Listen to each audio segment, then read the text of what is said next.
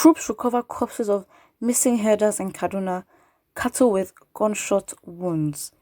The troops of Operation Safe Haven have reported the recovery of 2 corpses, apparently of herders in the Mabuhu Wawan Rafi general area of Kaduna State.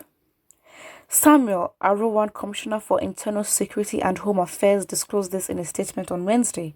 Arowan said the herders Yusuf Amadu and Mustafa Bakoas were declaring missing after they did not return from their daily routine of taking cattle for grazing. He said that the deceased failed to return to their settlement, but their cattle were found wandering in the open grazing area with wounds from gunshots.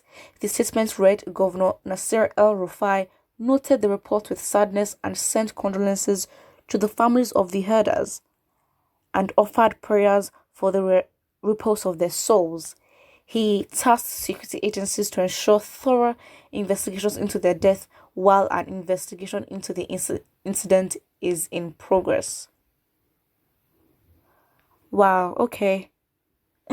Nigeria is no longer a country. Take or leave it. The solution for present situation is to break up and let every region go. True. So the military were in search of missing herders but careless about the happenings in Yewa, Ogun State, where herdsmen are killing the natives and making our people run to Benin for refuge. Very true. Again, a thing that I would like for you guys to discuss in the comments is that why is it hard? Because my opinion, or let's say my idea, is that the stakeholders that are concerned with Nigerians are not just the Nigerian citizens and its government. I believe that they're invisible stakeholders because, again, it goes back to the terms as to which, we got independence in the first place, because it's a contract, and there's no reason as to why the British should want to give us independence when it won't favor them, because again, it's not how the world works. Someone says Nigerian soldiers busy looking for dead animals keep collecting bribe to commit wrongs. The killer herdsmen just met their Waterloo in the field of operation of killing and kidnapping. They couldn't make it back, and their accomplices, the Nigerian military, went looking for them. Wow. Strong statement there.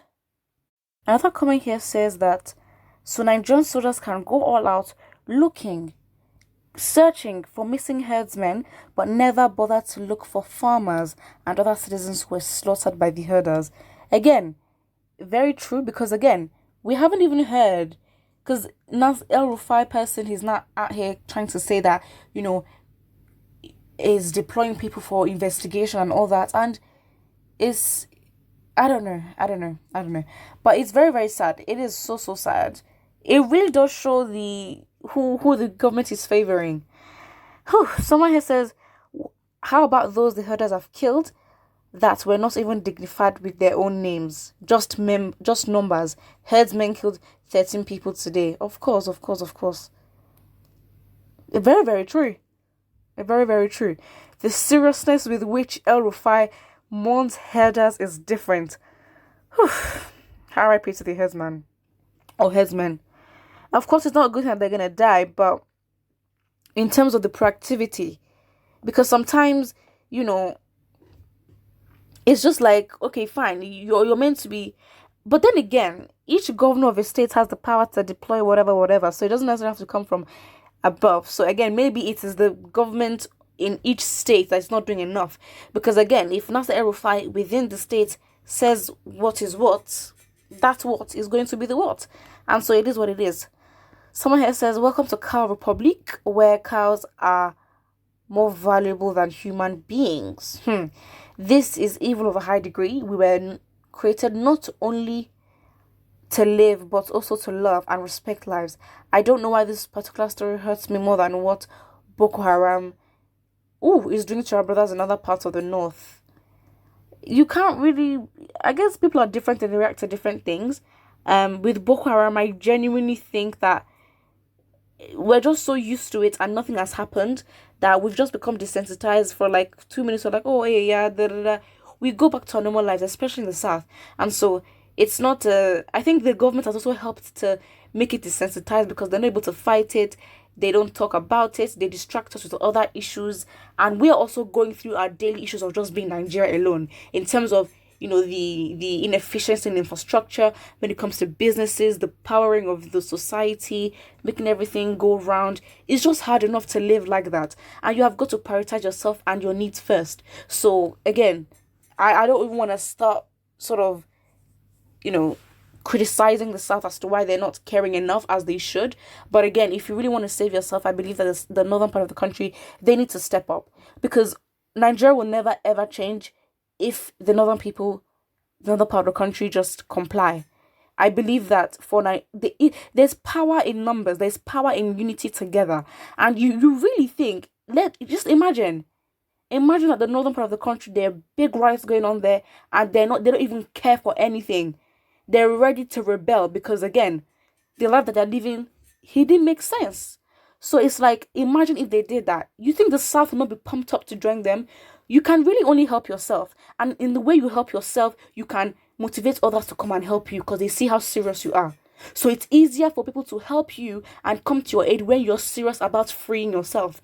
If you don't want to free yourself, no one can ever free yourself from you or for you. You have to do the work.